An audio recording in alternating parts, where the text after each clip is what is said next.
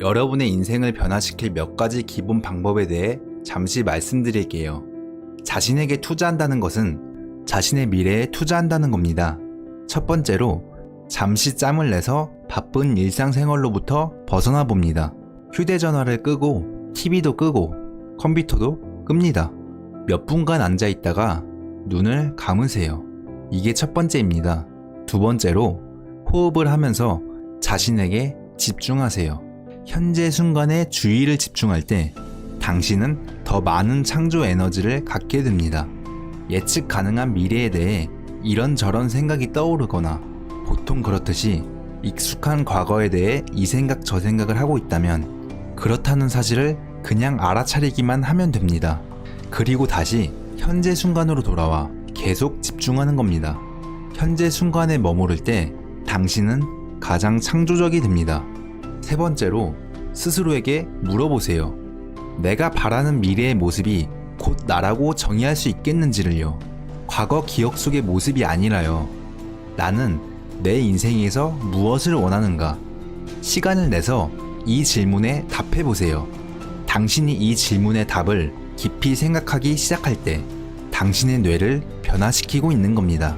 당신이 새로운 순서, 새로운 패턴, 새로운 조합으로 뇌를 활성화할 때 그때 바로 마음을 변화시키는 단계가 시작되는 거예요. 그 다음으로 당신이 원하는 미래를 창조하기 시작한다면 어떤 감정들이 느껴질지 결정하세요. 즉, 당신 몸을 감정적으로 가르치는 겁니다. 원하는 미래가 어떤 느낌일지 말이죠.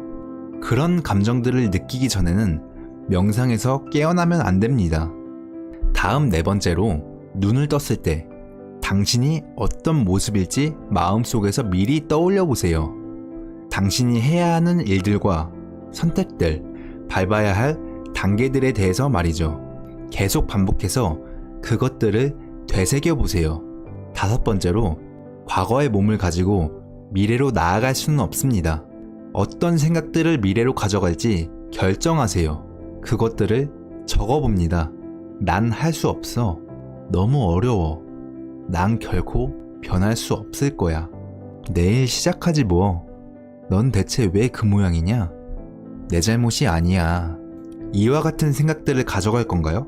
어떤 태도, 행동 또는 무의식적인 습관들을 바꿔야 할지 결정하세요.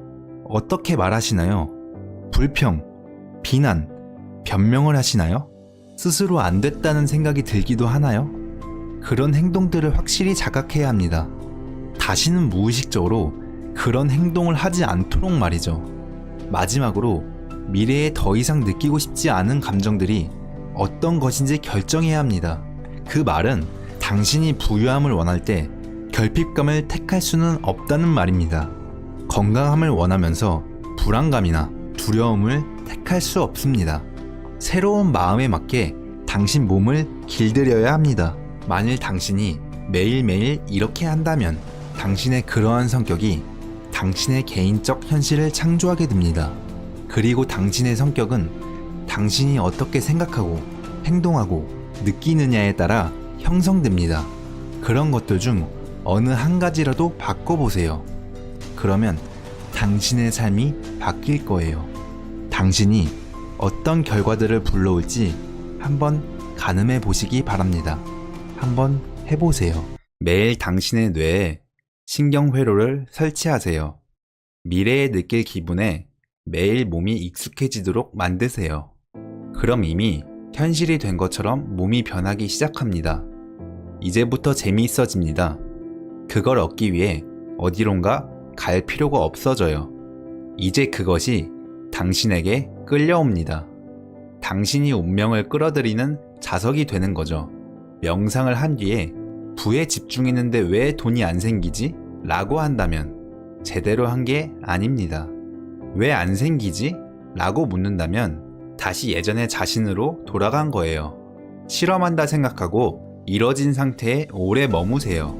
마치 과학자가 된 듯이 미래의 당신 꿈과 당신이 느낀 에너지를 부단히 연결시키세요.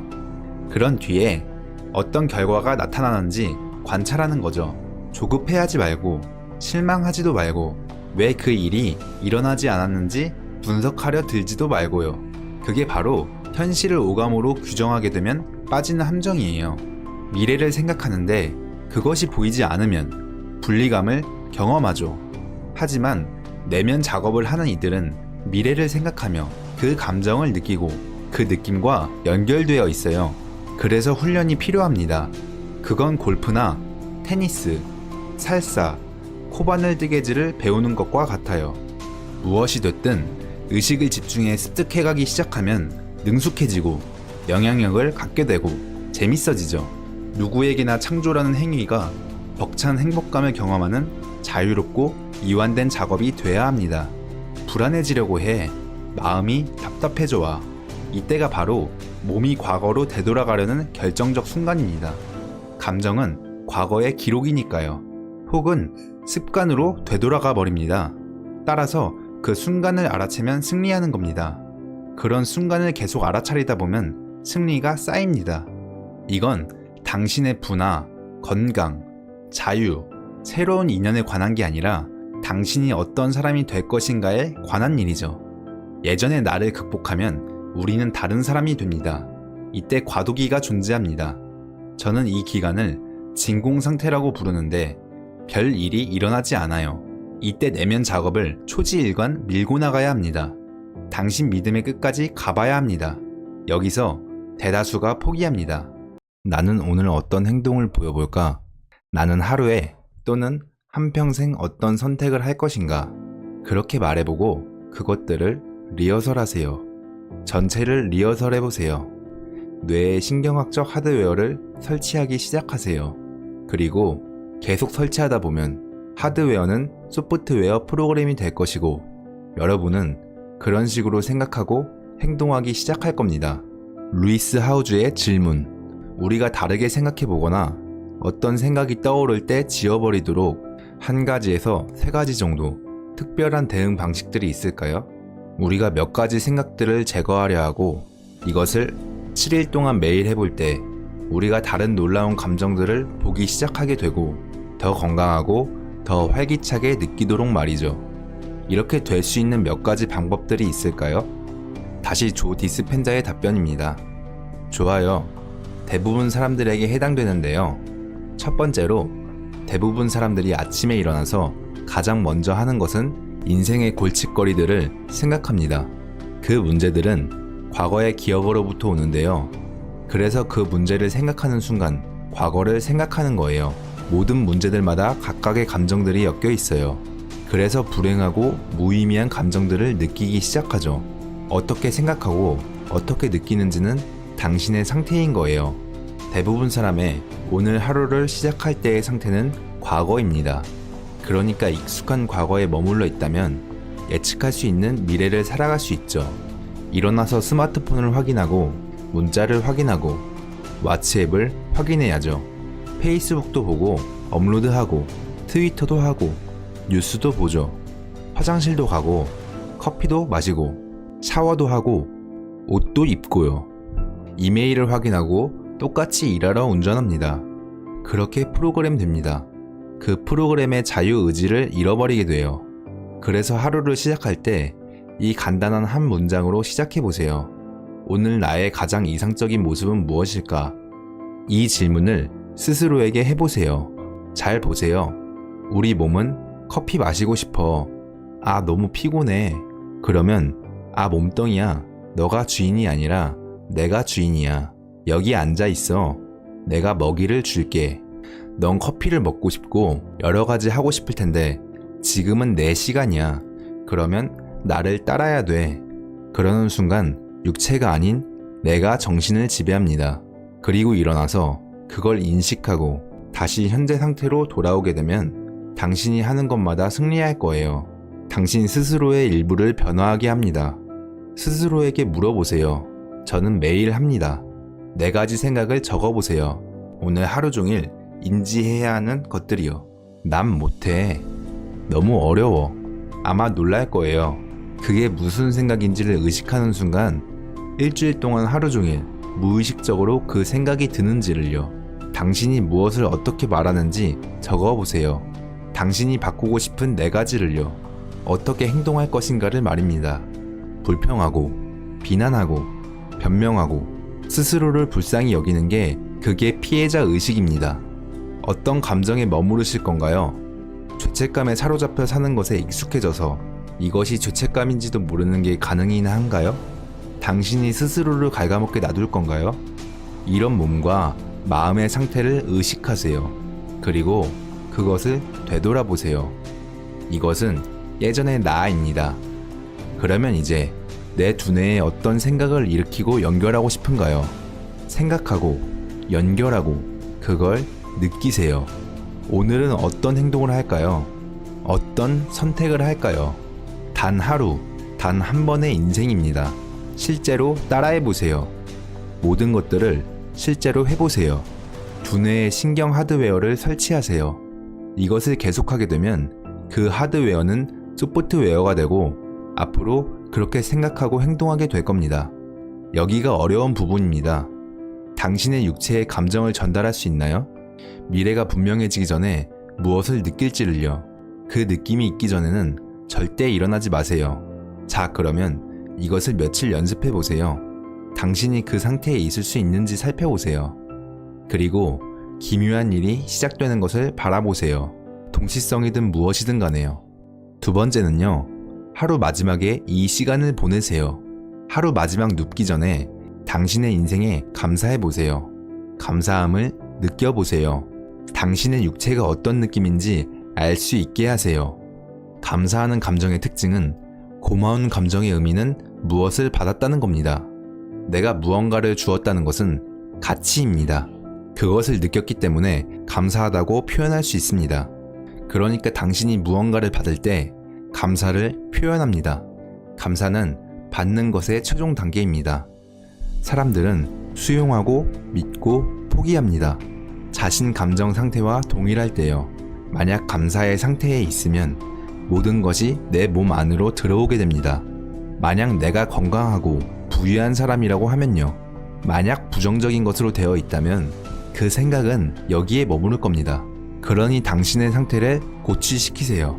대략 1200개의 다른 화학적 반응이 몸에서 반응하고 감사의 마음 상태에서 몸을 재생하고 회복합니다. 우린 그걸 증명하기 위해서 연구했어요. 딱 10분입니다. 그냥 느끼세요. 온 마음으로요. 그게 전부입니다. 세 번째는 이건 매우 중요합니다. 언제든 시간을 가져보세요. 자리에 앉아 눈을 감아보세요. 그리고 주변 공기에 대한 감각을 깨어나게 하세요. 그냥 느껴보세요. 집중해보세요. 더 감각적으로 느끼게 될 겁니다. 당신의 의식을 여는 것은 스트레스 호르몬을 줄여주고 일관된 뇌파를 유지하게 합니다. 저도 지금 하고 있어요. 연습해야 합니다. 연습이 답입니다.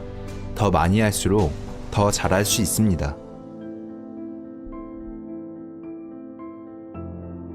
생각이라는 존재는 믿을 수 없을 정도로 강력하므로 언제나 생각을 현명하게 선택해야 한다.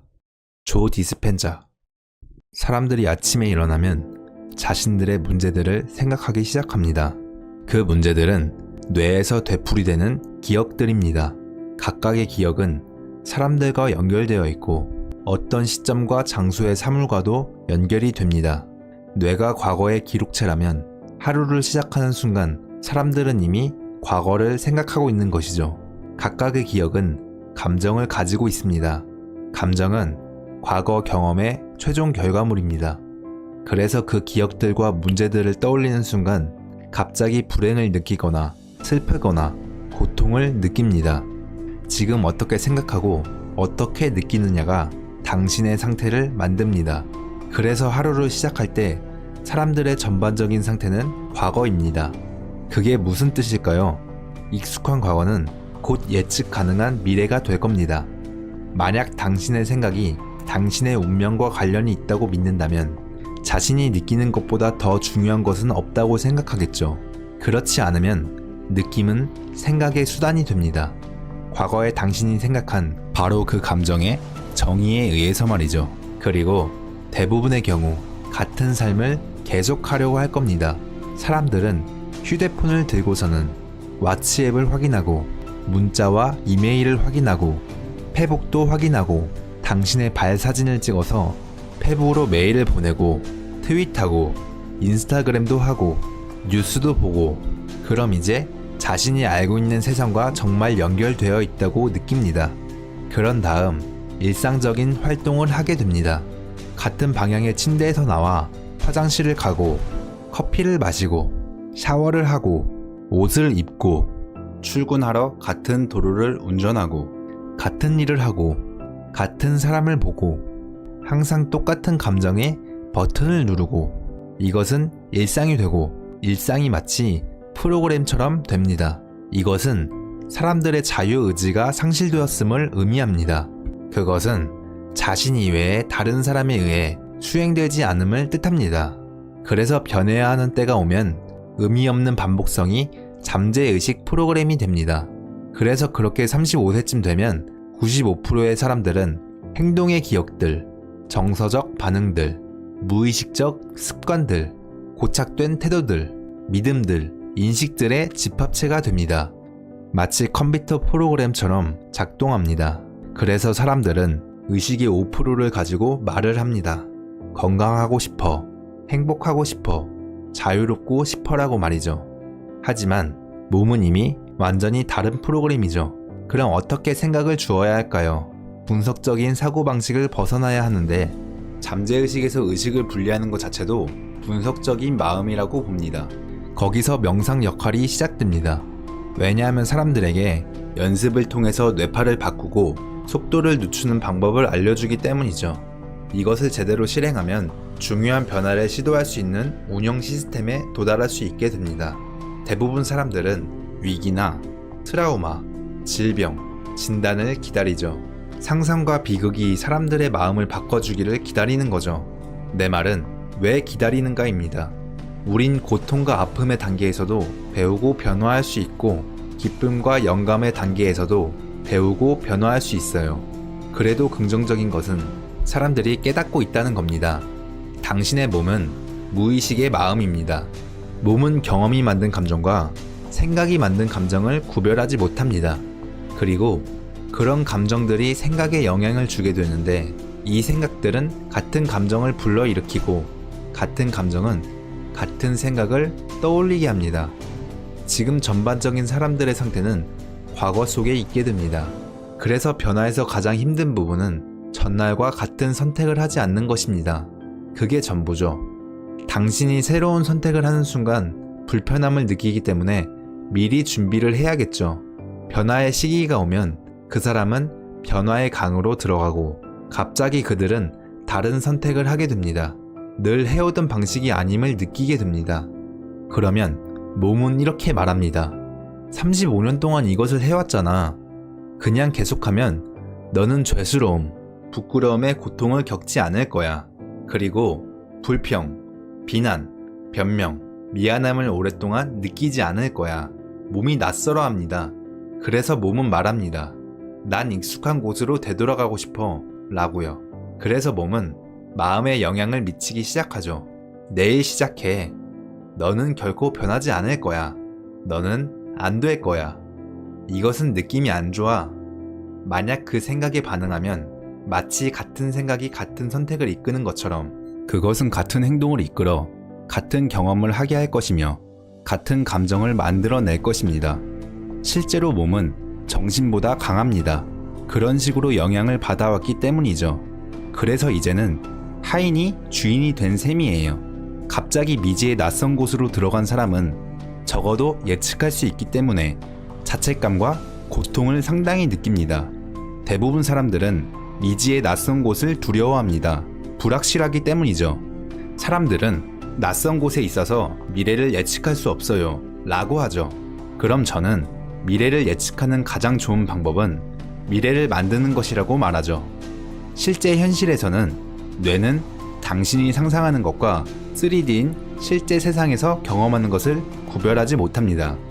그래서 당신은 미래의 이벤트가 이미 일어난 것처럼 보이기 위해 뇌 속에 신경학적인 하드웨어를 설치하기 시작합니다. 그렇게 되면 이제 뇌는 더 이상 과거의 기록체가 아니죠. 이제는 미래의 지도가 됩니다. 그런 방식으로 훈련하고 행동하면 하드웨어가 소프트웨어 프로그램이 됩니다. 누가 알겠어요?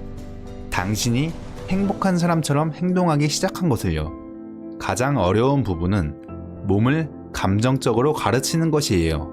실제 경험하기 전에 미래가 어떤 느낌일지 말입니다.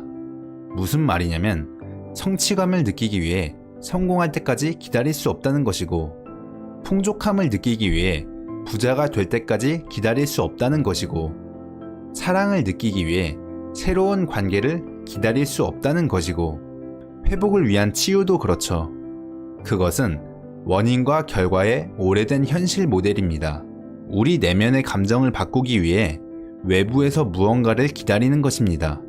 당신이 미래의 비전으로 정의된 상태가 아니면 당신에겐 과거의 기억들만 남고 뻔하게 예측된 삶 속에 있게 되죠.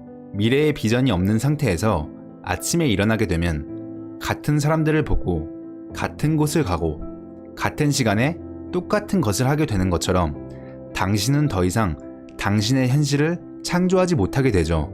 이제는 현실이 당신에게 영향을 주거나 성품을 만들죠.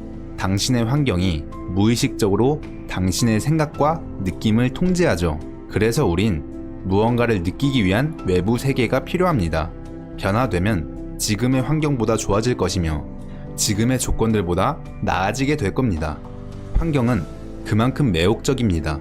풍족하고 가치 있다고 느끼기 시작하는 순간 당신은 부를 창조하고, 당신이 강하다고 느끼는 순간 당신은 성공을 향해 다가가기 시작한다는 겁니다.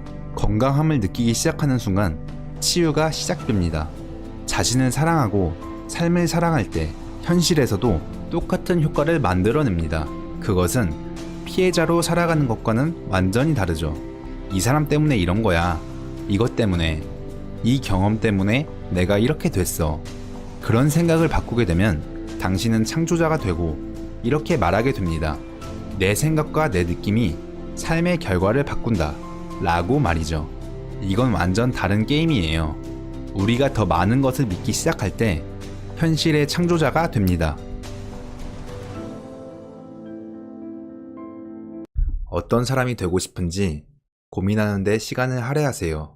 그러한 단순한 과정이 당신의 뇌를 변화시키기 시작할 겁니다. 조 디스펜자.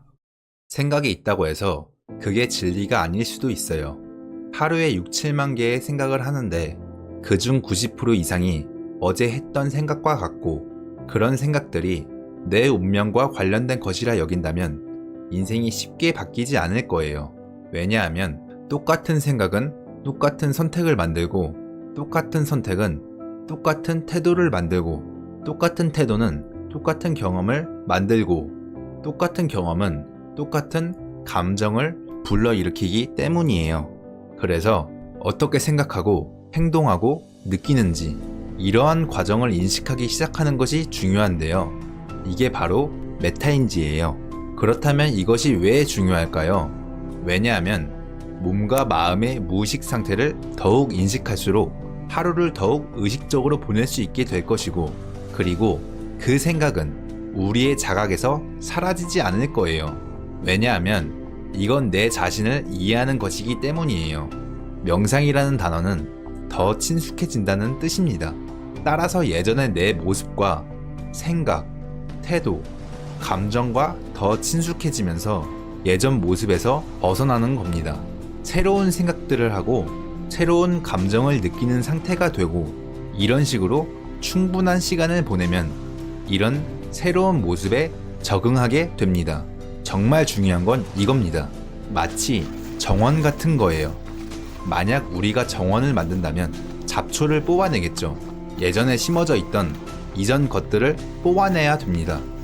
마치 우리의 불필요한 감정과 같은 위에 깔린 돌멩이들도 치워야 하고요. 흙도 부드럽게 일궈내야 하고, 새로운 식물들이 잘 자라게 할 새로운 공간들이 필요하죠. 우리가 불편한 감정을 느낄 때야말로 우리 스스로에 대해서 더 잘 알 수 있습니다. 그런 불편한 상황들을 마주쳤을 때야말로 새로운 프로그램이 실행되는데요. 자연스럽게 그런 상황을 원치 않기 때문에 프로그램이 작동하는 거죠. 그래서 사람들에게 명상하는 법을 가르쳐주면 평소에 감정적으로 반응하는 경우가 줄어들어요. 자신이 믿고 있는 생각에 대한 고집을 덜 하기 시작해요. 옛 습관으로 돌아갈 때 더 의식하게 됩니다. 이런 식으로 변화가 시작되는 겁니다. 배우기 전에 배운 걸 잊어야 하고, 새로운 나를 발견하기 전에 오래된 습관을 버려야 하고, 시냅스 연결을 잘라내고 새로운 연결을 싹 틔워야 합니다. 멈추고 풀었다가 다시 켜고 연결해야 됩니다. 몸에 저장된 감정을 지워야 하고, 그런 다음에 몸을 새로운 마음으로, 새로운 감정으로 재조정해야 합니다. 새롭게 프로그래밍 해야 합니다. 이것이 행동이고 2단계로 진행됩니다. 이 영상을 보는 사람들은 분명 아하 하는 순간들이 수백 번일 겁니다. 당신에 대해 검색하는 동안 저도 물론 그랬고요. 좀 전에 말씀하셨을 때 위험이 뭔지 깨달았어요.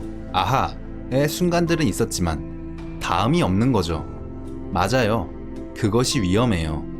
왜냐하면 사람들은 평범함에 다시 돌아가게 되거든요. 그리고 그 발견을 핑계 삼아 다음 단계로 가지 않을 겁니다. 이런 핑계를 댑니다. 두뇌 기능이 정상적이지 않아요. 아버지가 많은 걸 바라셨고 완벽주의자셨어요. 그래서 내가 이 모양이에요. 사람들은 계속해서 핑계거리를 만들어내요. 통찰이 그들에게 제한을 두도록 허락하는 거죠. 정말 놀라워요. 자신들의 불안감을 이겨내고 싶다고 말하거든요. 만약 누군가의 전남편을 묶어서 달로 보내버린다면 그 다음에는 뭔가요? 이제 무엇을 할 건가요? 여전히 변화는 필요해요. 누군가의 적이 죽거나 인생에 어떠한 변화를 찾아와서 그 사람이 사라지더라도 다음 누군가를 찾아 싫어할 거예요. 이것이 우리가 인간으로서 가능한 방식이에요. 그 감정을 느끼기 위한 다른 이유를 찾아요. 사람들은 이걸 이해하기 시작할수록 아는 것이 힘이기는 하지만 자신에 대해 아는 것은 자신에게 권한을 부여하는 거예요.